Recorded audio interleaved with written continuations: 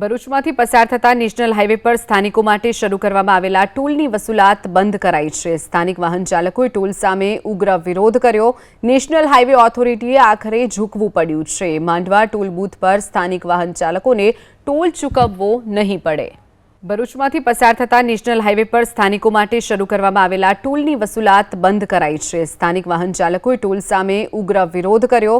National highway ઓથોરિટીએ આખરે ઝૂકવું પડ્યું છે। માંડવા ટોલ બૂથ પર સ્થાનિક વાહન ચાલકોને ટોલ ચૂકવવો નહીં પડે। જૂનાગઢની માંગરોળ નગરપાલિકામાં ભાજપ બસપાનું ગઠબંધન।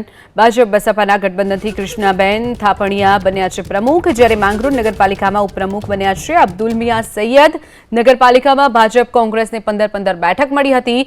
માંગરોળ નગરપાલિકામાં બસપાએ જીતી હતી 4 બેઠક, જેમાં ભાજપ અને બસપાના ગઠબંધનથી કૃષ્ણાબેન થાપણિયા પ્રમુખ બન્યા છે, જ્યારે માંગરોળ નગરપાલિકામાં અબ્દુલ મિયા સૈયદને ઉપપ્રમુખ બનાવવામાં આવ્યા છે।